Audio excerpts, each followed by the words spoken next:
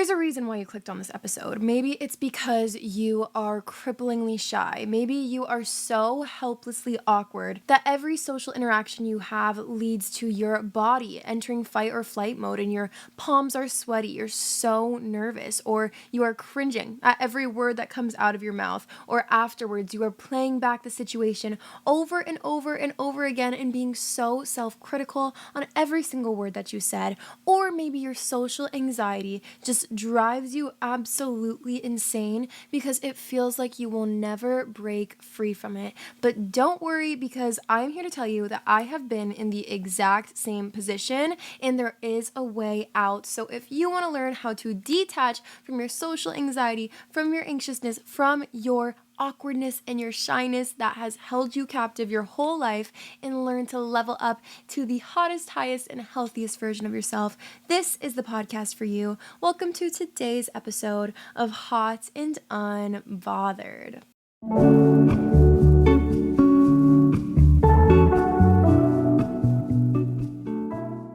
Hello, beautiful people, and welcome back to my podcast. If you're new here, my name is Brianna Gomez, or you can call me Bri, and I am your host of Hot and Unbothered, the ultimate podcast for leveling up, unlocking your dream life, and becoming your dream version of yourself. If you are not new here, welcome back. I am so happy to see you guys. I hope you're all doing well. You guys were requesting a very specific episode. When I released my back to school episode, I realized that so many of you guys struggle with either social anxiety, awkwardness, shyness, everywhere in between. And I want you guys to know that you are not alone. This is so common, especially I feel like in this generation and in this society. There's something that maybe social media did it to us, or the constant comparison that we're exposed to did it to us.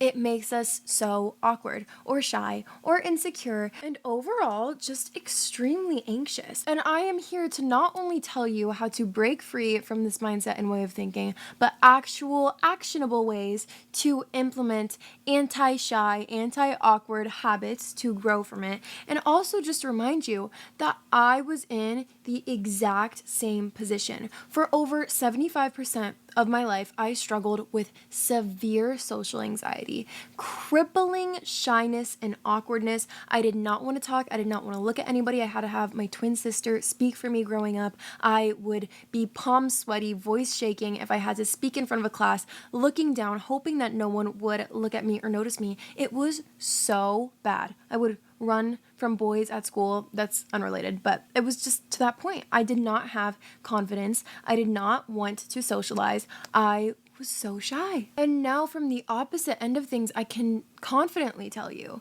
that there is so much that you are missing out on. Not because you can have all this attention and all this popularity, but living with that pit in your stomach of anxiety anytime that you are faced in a social interaction or on your way to some outing or event, or that nervousness almost that you feel anytime you know you're going to have to speak.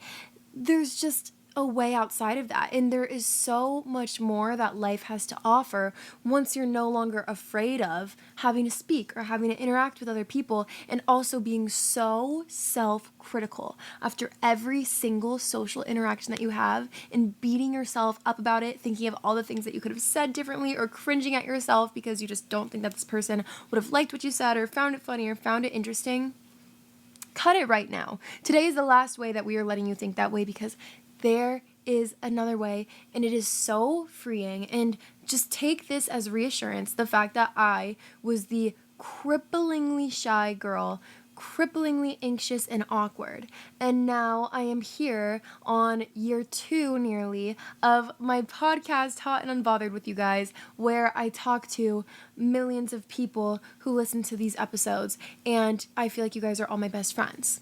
So there is absolutely another way and another reality in which you do not have to be held captive to these ties that are anxiety and awkwardness and shyness. So I'm going to teach you guys how to break free from that today, give you all the tips and tricks, and we're going to find the real root of it and learn how to rewire your perspective in order to set yourself free from these things. But before we dive in, you guys know I love to share a podcast review. Today we have one from someone's initials who are AA, and they said, "OMG Brie, I love your videos so much. much, and I hope you know how much of a difference it has made in my life. I'm always the shy girl who gets picked on, is bullied for the randomest things, and always insecure about everything. But your videos help me feel like I fit in, like I mean something to this world. So thank you so much for these videos. I'm going to high school next year, and I'm so scared, but because of you, I feel more confident. Also, you're amazing and so sweet, so thank you and keep being amazing. That is so sweet, you guys, and I am so proud of you for just your growth and the fact that you took the time to listen to this episode, and you are just dedicated to becoming the best version of yourself, and that is so inspiring to me. So if you guys have anyone who struggles or has struggled with anything similar with social interaction of any kind, do them a favor and send this to them. Share it with someone you love who you want to help out. But without further ado, let's jump into today's episode. Super important also, don't forget that you can shop my sustainable size inclusive clothing line. We have the cutest pieces, loungewear for summertime with built-in bra, little dainty lace shorts, fold over flare pants in all different colors. Make sure you guys shop. I will link it in the description below for you. And it ships internationally, which I know you guys have been asking for it, but it's so comfortable, made to be versatile. So it's a mix of athletic wear, sleepwear, loungewear. You can wear it to run your errands in. I took yoga in it, Pilates in it. You can do anything in it. So I highly recommend you guys check it out, and it would mean the world to me if you supported my sustainable clothing line. The biggest thing that I need you to know is that your awkwardness is not personality based. You are not stuck or defined as awkward. This is the biggest misconception, and it becomes an identity thing. Your awkwardness or your shyness or your anxiety is not your identity, yet the second you're faced in a social interaction, anything else about you disappears, and the only adjective you see yourself as is awkward. So right now, I want you guys to imagine the word anxious or awkward or shy, whatever you view yourself as, attached to you by a string hanging off your head or your shoulder. And now I need you to envision physically grabbing a pair of scissors and cutting that tie, cutting that string. Because the thing is, when you step out into the world, one thing is that no one knows. No one knows that you're awkward. No one knows that you're shy. No one knows that you're anxious. So the only person who is truly instilling that reality is you. We keep ourselves stuck in viewing ourselves under a certain light because of the way we let our anxiety, awkwardness, and shyness define us. But now think of it this way. Would you describe your friend that way? I know we all have a friend who's a little socially anxious or awkward, but you know so much about them. You know that there's so many more interesting things about them, so much deeper than what meets the eye. You wouldn't go off and describe them as awkward, so don't do that to yourself either. So number one step is to re-describe yourself. Think of all the different ways that you can describe yourself other than anxious, awkward, socially challenged. There are so many different words, and if you need to, write it out, put it in your notes app, look in the mirror and talk to yourself, but you are so many more things than anxious. So that's the first step in rewiring your mind, rewriting the narrative, because that is not you. It does not define you. And remember this, that people are not born awkward or shy or anxious in the same way that they're not just born confident or loud or extroverted.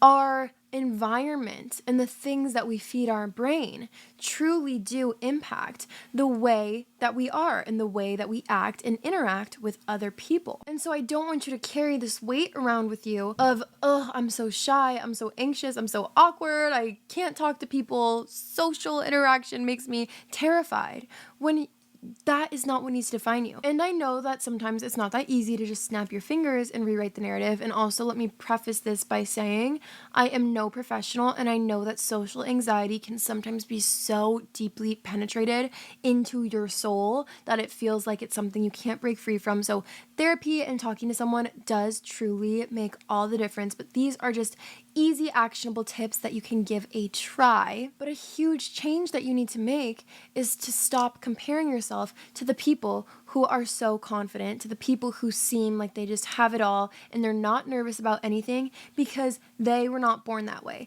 It's not a matter of fact that they were dealt some cards of confidence and extroversion that you weren't. It's that they rewired their brain in some way or were raised in some environment that made them more confident.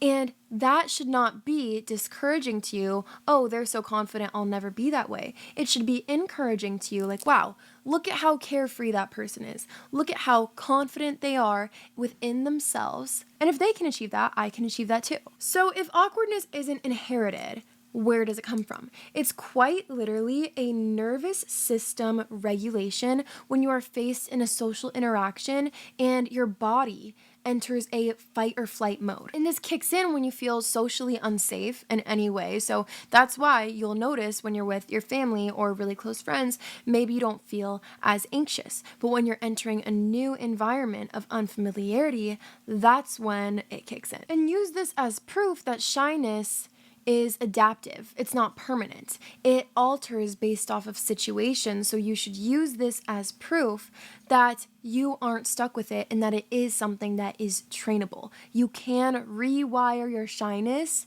to occur a little bit less. And I'm not saying instantly, but it is something that you can retrain over time because it comes from your brain perceiving social interactions as almost a potential risk. But if you can rewire your perspective and realize that it's actually not that scary, you will notice that this fight or flight mode gets triggered much less. And there's a psychologist named Dr. Hendrickson who once said that confidence isn't just being extroverted, it's being comfortable being seen, meaning you don't have to rewrite your entire narrative and change yourself from an introvert to an extrovert. And yes, there are shy or socially anxious extroverts. Those do not mean the same thing. Just because someone talks a lot does not mean that they are not awkward and they're not anxious, but it just means that you can regulate your nervous system in these specific interactions that once made you very, very nervous. You can regulate or kind of gentle parent almost exposure therapy, microexposure, your nervous system into being less afraid of being seen or interacting with others. And so it's important for you to know that you are not stuck awkward. Your body is just entering a state of protection mode, and we are going to shift that into connection mode, is what I call it. Connection mode is something that changed my entire existence, realizing that when you step out into the world with intention, things become so much less scary. It's actually insane what a difference this makes in your daily life anxiety levels and nervous system regulation. I truly believe that the more your intention and connection levels go up, the more your anxiety levels start to lower and decrease. Because when I am stepping out into the world, any interaction that I have, I look at it with intention. I look at it as an opportunity to learn something new about a person, learn something new about myself, learn something new about life. Just look at each interaction with intention of opportunity, and it becomes so much less scary, even if it is a learning experience, or even if you do leave being like, okay, I don't know what that was. I don't know what I possibly could have gained or learned from that. Stepping into the world with the mindset of, I'm going to learn something right now. I'm going to make a new friend, meet a new person.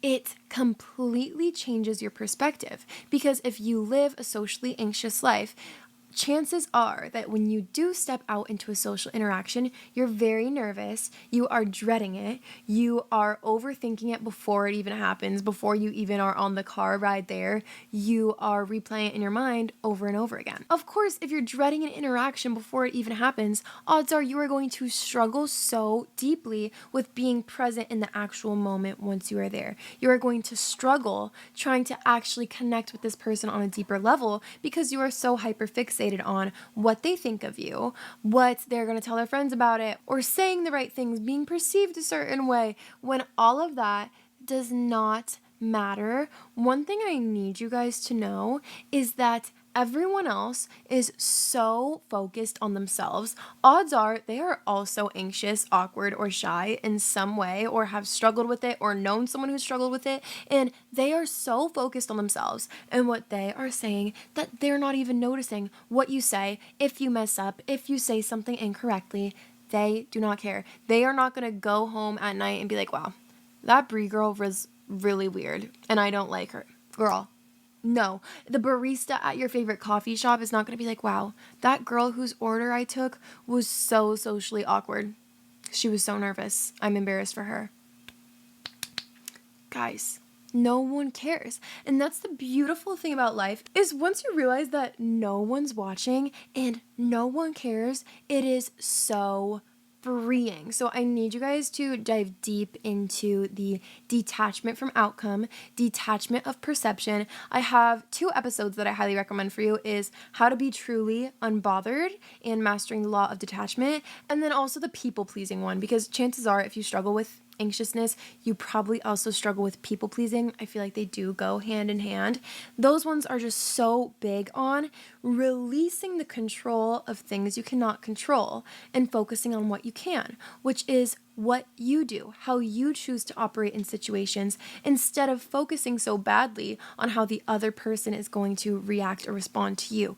You can't control that, and you trying to control that and worrying about controlling that is actually making it worse. Do you follow? And a way that this is literally proven is the fact that things are only awkward if you make them awkward. And my friends and I used to say this growing up in high school when we would be going to a new social interaction with maybe, I don't know, boys for the first time, something silly like that. And we would tell ourselves, it's only awkward if you make it awkward. Meaning awkwardness is so perceptive and people feed off of each other's energy.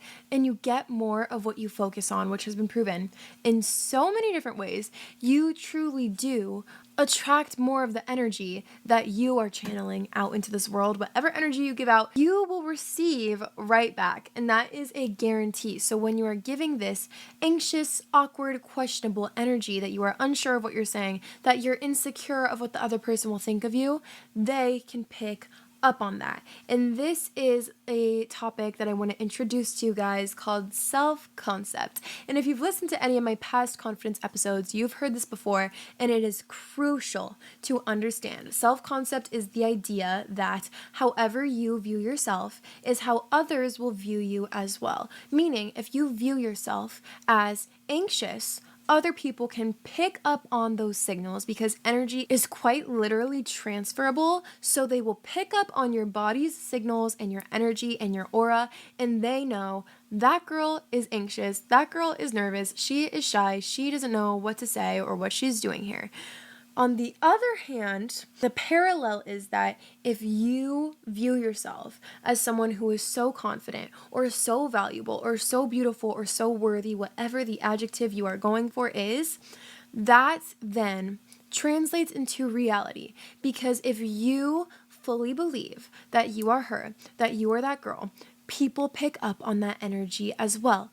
Energy is so contagious. In the same way, if someone's having a bad day and it rubs off on you, that energy is contagious. Or someone's having a really positive day, they're great energy, great vibes, that makes your day better. And so in the exact same way, when you are just channeling this anxious, nervous, dreadful energy, everyone can tell. And this part is going to be tricky for some of you, but I have exact ways and plans on how we are going to do it. But I need you to rewire and strengthen your self-concept, to no longer believe that you have to be the shy girl, the anxious girl, the awkward girl, but you are an it girl. You are her. And there is a variety of ways to do this. But just remembering that nobody knows that you are anxious. Nobody has to know. But you are outing yourself, essentially. When before you even enter a social interaction, you're telling yourself that it's going to go terribly. And so this negative self-talk, the reason why it's not actually just between you and yourself is because when you are feeding yourself these negative thoughts, yes, it might just be in your head, but everyone else can pick up on it. So I need you to cut out the self-diagnosing of, oh my gosh, I'm the most anxious person ever, I'm the most awkward person ever, and I need you to cut out the negative self-talk like, oh my gosh, Brie, why would you say that? You're so dumb. I'm so embarrassed. They're not gonna like me. Cut it out. I'm done. And we are going to replace this with confidence, positivity, and self-sureness, self-awareness. And I know what you're thinking. Brie, this anxiety is so crippling. I am so unbelievably anxious and awkward. There's just no way. I can flip the switch like that.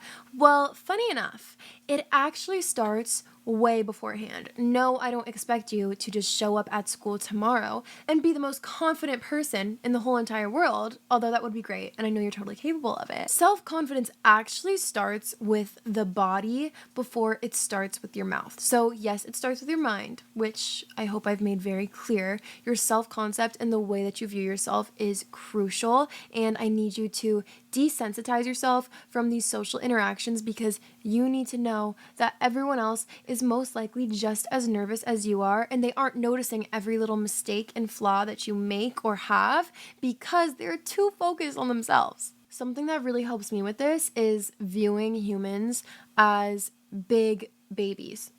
We're all just big babies. Isn't that crazy? We are quite literally toddlers trapped in a human body.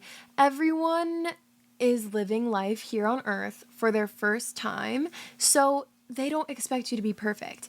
Take out that pressure, take out that need to exceed or meet everyone's expectations of you. Don't go into conversations being like, I hope I'm good enough.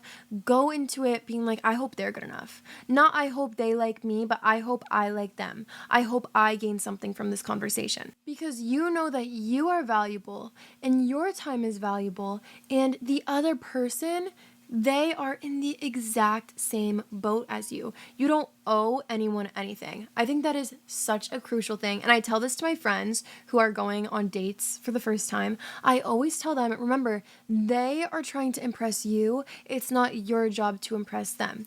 They are trying to get your validation. It's not your job to get validation from them. They are the ones who should be wooing you. They are the ones who should be proving themselves worthy to you. So why are you so anxious? Just go up and be yourself, because the worst thing that can happen is that it's not a vibe. And then what happens?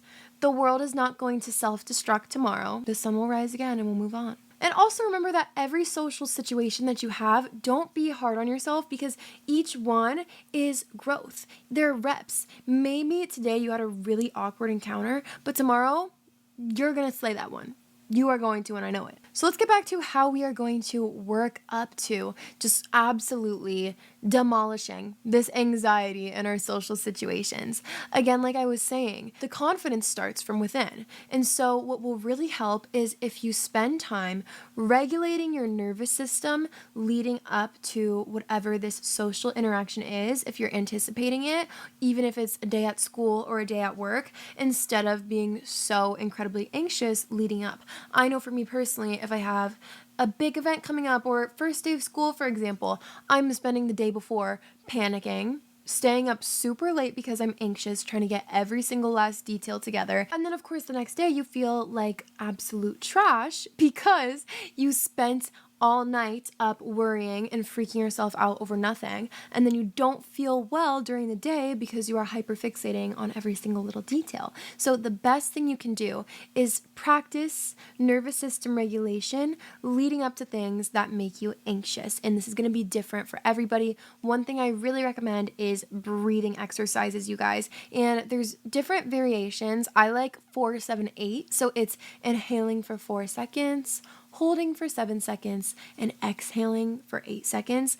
Anytime you feel yourself getting nervous, getting anxious, feeling shy, like it's something that's going to be totally impossible for you to do, just take a breather for a little bit, doing this the night before or even hour, 30 minutes, 5 minutes before, in your car, before you walk into a party.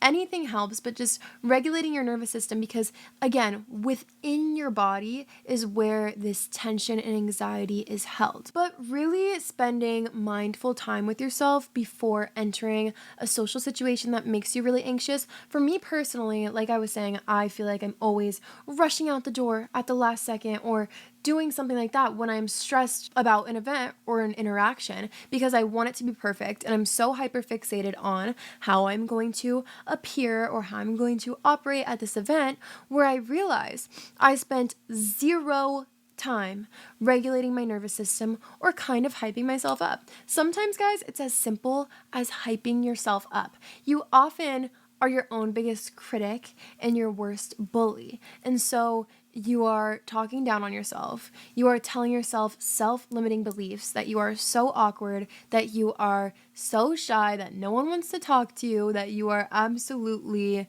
self-sabotaging your social interactions, when that is so far from the truth. What you actually need is a friend. Imagine if your friend said those things to you. For one, that's terrible. So hype yourself up. So you know what? I got this. You know what? It's okay because I like me and that's enough, and I don't care what anyone else thinks of me. So just finding slow time throughout the day to check in with yourself, to hype yourself up, and to do the opposite of what you have been doing, which is beating yourself up over social interactions, but actually work yourself up to it and encourage yourself. That is the kind of thing that is going to make you want to keep trying and motivated to keep going. Now let's talk about the actionable little things we are going to implement and that you can start today to practice being less awkward or less anxious. Number one thing is a little micro-exposure therapy. Confidence is truly a combination of self-trust and exposure, and just getting used to that in reps. And this is intentionally doing tiny baby steps, because baby steps are what really count and every rep matters.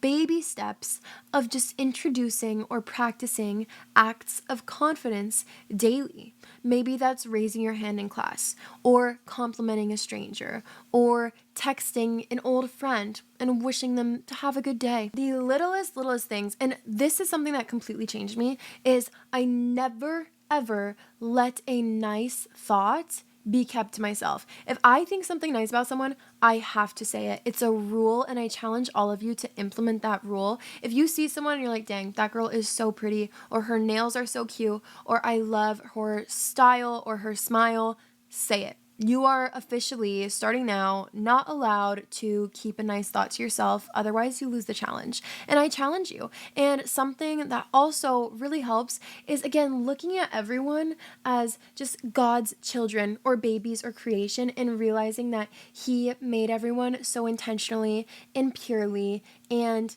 they're just all little babies, guys. And when you view everyone like that, it becomes so much less scary. And remember that it's their first time living too. They are just as nervous as you are. They are learning the same things that you are in their own ways.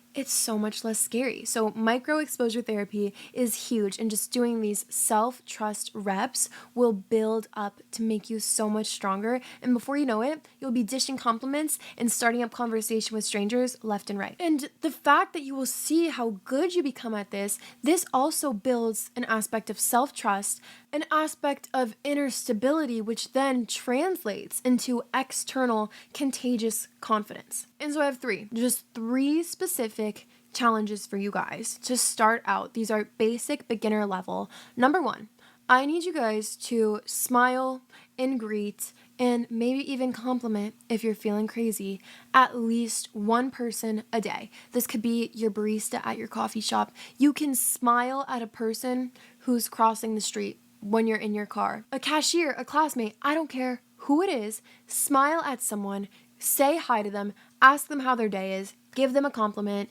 It's so easy, and you also never know who is going through it. That's something that made me feel so much better about just being open, of greeting people and smiling at them, because you truly don't know who needs it. And you'd be surprised how many people haven't heard a compliment in a really long time, or really needed to hear one today. And then I want you to journal or self-reflect. How did that make you feel? And what did you accomplish today that took courage? Because I have a feeling you will feel so happy with yourself the more that you start to spread this positivity. So not only are you flexing that confidence and social muscle, but you are also just spreading love in the world. And how could you not want to do that? And the third one, and I know this one is going to be really hard for you guys if you are anything like I was in the past, but it's holding eye contact. Ooh, I know some of you don't like it. Some of you don't like it, but body language is huge, and we're going to ease into that. Eye contact is everything.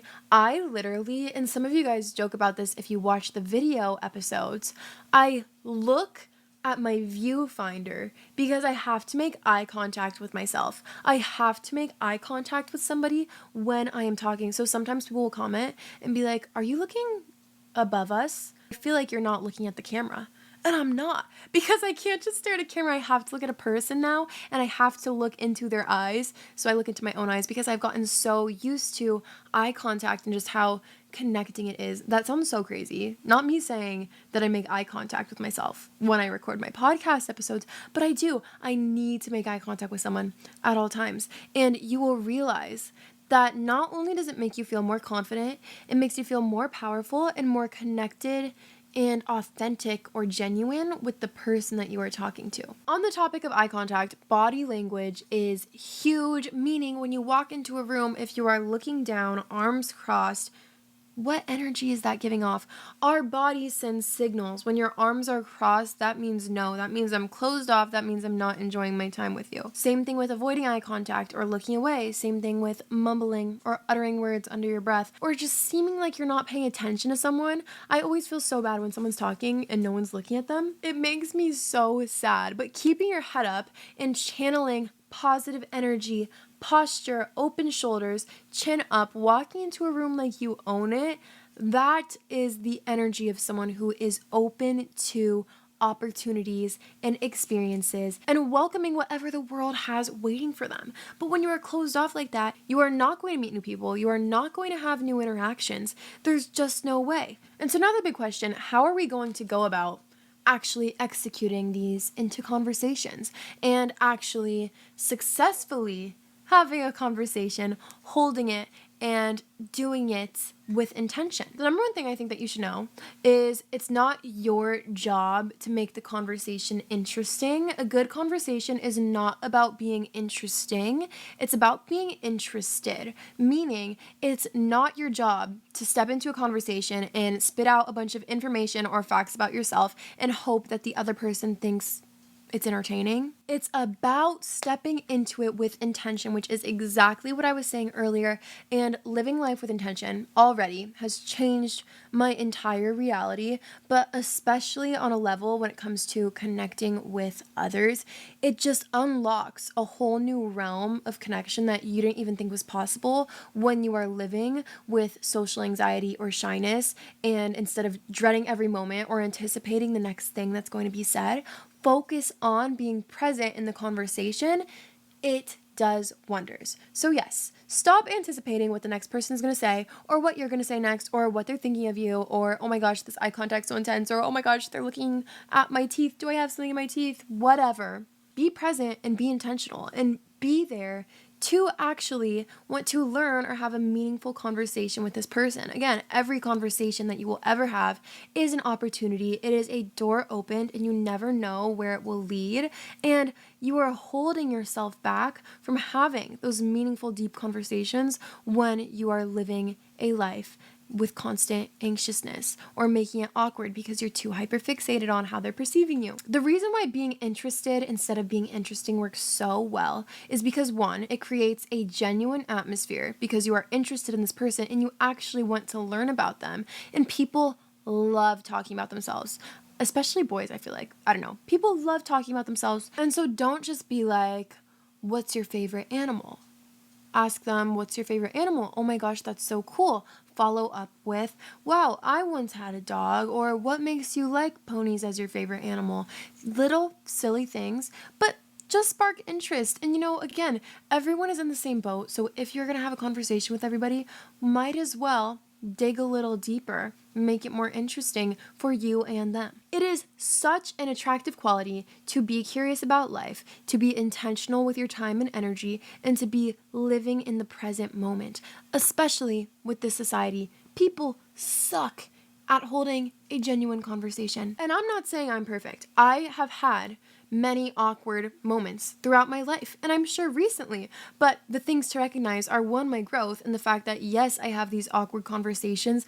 Do I let it define me as an overall awkward person? No. I'm sure many people have had awkward conversations with me or silly times, but the thing that differentiates it is that I don't say, oh my gosh, I had one awkward conversation. Wow, I'm officially the most awkward person on the planet, and I'll never have a non-awkward conversation again. That was so cringy, XYZ. But if I have an awkward conversation, it's just funny. It's just a quirk.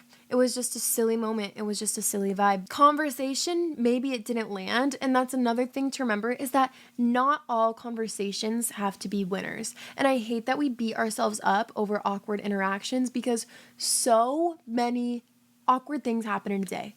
Do you guys know how many awkward interactions happen in a day? We wouldn't even be able to find a statistic for that, because everyone perceives awkwardness differently. You might be absolutely soul crushed after a social interaction with someone, like, oh my goodness, that was so awkward. I'm never going to recover. I am going into hiding, changing my name, moving to Mexico. And then the person who you have that conversation with is sleeping peacefully at night, not thinking once about it ever again for the rest of their life. Yet you are letting it eat you alive. So learning to hyperfixate and practice detachment is huge. Again, detachment, releasing control over the things you cannot control. What can you control? How you react to a situation. What can't you control? How someone else reacts to a situation. Yet we hyperfixate on worrying about how someone else is perceiving or reacting to a situation. It's just a vicious cycle. Set yourself free by saying, you know what? I don't care. Frankly, I don't care. Maybe that conversation was awkward. Maybe it wasn't. Good news is it doesn't matter. And it's also crucial to recognize that a conversation is a two-way street. So if you have an awkward interaction with somebody, that doesn't automatically mean that you are awkward. Maybe they're awkward. Did you ever think that? Maybe they're the one making it awkward. But there's a few key components I need you guys to promise me you will stop doing, and I'm still working on some of these as well. Number one, though, is to stop apologizing for simply existing, or for being awkward, or for saying the wrong thing. Apologizing makes it more awkward, first of all. Obviously, if you do something wrong, then you apologize. If you genuinely hurt somebody, step on their toe, I don't know, say sorry. But if you, for example, say something that was awkward or uninteresting, didn't quite land, didn't really make the conversation any better, don't say sorry for saying it. Own it. Own it. Whatever you say, just own it. Of course, if you say something untrue or rude or anything like that, obviously take it back. But what I mean is, don't apologize for saying something just because the other person doesn't agree. Or being like, sorry if this is dumb. Sorry to bother you. Sorry for talking so much. Oh, guys. Yes, of course. Never apologize for speaking one, because your presence is so valid and so needed and so important. But of course, you don't have to over-explain yourself either. So if someone asks you something, what's your favorite artist? And mine, say it's Taylor Swift.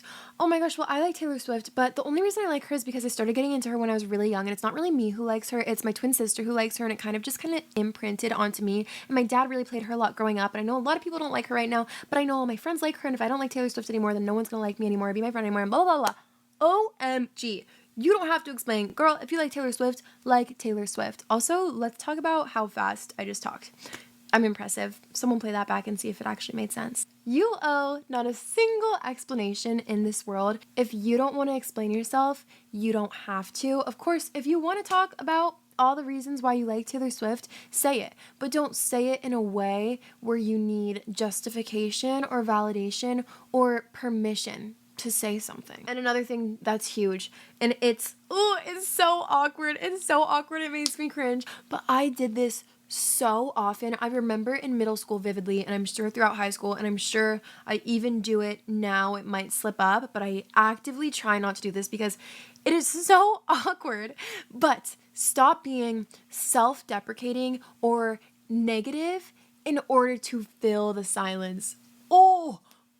It's crazy. I used to say, I'm so hungry, or I'm so exhausted, or I hate this class, or I hate that girl. I never said that. Quite literally, just to fill silence or to be relatable, when that is just not me at all. And so you do not have to shrink yourself down to connect with others. And a huge component that I feel causes awkward situations is trying to be someone you're not.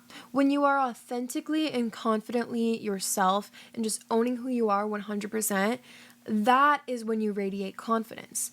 And people think it's the other way around. That if they try to act cooler or try to appear a certain way, that's when they seem confident. That's when they seem sure of themselves. That's when they seem less awkward. girl, we can read you like a book. We can tell that you are uncomfortable. We can tell that that is not who you are at your core. Think of how magnetic and powerful you would actually be if you just let whoever you are on the inside shine instead of confining them and putting yourself in this box. That's why you're so uncomfortable. And I need you to be socially selective as well. Know that not everyone has to like you. I feel like I oftentimes had a lot of awkward social situations because I was trying so hard to connect with a certain person or make them like me or appear a certain way. But not clicking with everyone isn't rejection to you, it's actually protection. But learning to be socially selective with who you give your time and energy to is self-care, and it will be so valuable, and that also contributes to the overall energy of self-love and self-respect. So I want you guys to reflect and focus on the kind of people that you want to be around, the energy that makes you feel safe. And also, I challenge you to just be so intentional when you are going out into the world. Again, try to learn something new about somebody. Look for something that you love or admire in even strangers. Compliment a stranger. It becomes almost infectious and almost addicting once you practice it, and you can see those micro habits and challenges that you are giving yourself translate into your daily life. And when you feel your body getting nervous or entering that fight or flight mode, ask yourself, why am I feeling this? And learn how to self-regulate. What can you do to calm yourself down? What can you tell yourself that will reassure yourself or self-soothe? But at the same time, you don't need to have your confidence turned on 24/7. That's also a misconception that being not awkward or being not shy means being the center of attention, confidence seeking, superstar at all times either. You aren't expected to be just one or the other. I fully recommend having alone time, having time to yourself where it's okay to say no to plans. It's okay to choose quiet time. Sit with yourself because yes, confidence is so beautiful and it's so valuable and it opens so many doors for you. But at the same time, that confidence comes from within and it comes from a place of self-love. If you want others to love you, you have to love yourself just the same, if not even more. And so it is totally okay to take breaks and take this time to reflect what gave me energy today, what drained me today. Use all of these things to kind of gauge what are your intentions? Who are the people that fuel you? What do you need more of in your life? What do you need less of in your life? And, be okay with accepting the fact that maybe not every interaction or person you come across is for you, but that has nothing to do with you. Okay? If you gave it your best shot, if you entered the conversation with intention and it still didn't click, that's okay. That doesn't mean you guys have to be arch nemesis. Nemesis. What is the plural of nemesis? Nemesis is.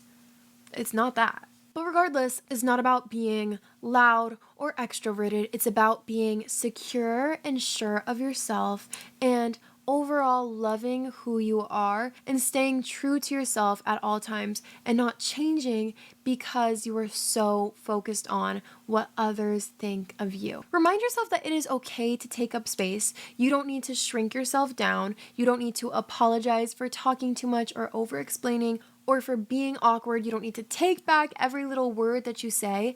You have a place in this world and there is room for you. Take up the space. Don't shrink yourself down to leave room for others because your light deserves to shine just as brightly as everyone else's, and I know that you have it in you. All right, I hope you guys enjoyed this episode. I just want to again remind you that social anxiety is something that I struggled with so deeply, and I know that it can be so much deeper than the tips that I implemented in this video. So if it is something that has become just so unbearable for you guys and you try all these tips and it still doesn't make a difference for you, please do not hesitate to reach out to a professional for help. I am no professional. I'm just sharing things that help in my personal experience and perspective. But again, there are so many great resources out there for you as well. I hope you guys know how loved and necessary you are for this world, and I would not be here without you. I also have our podcast community for the Hot and Unbothered Besties. It's a community that you can join if you're seeking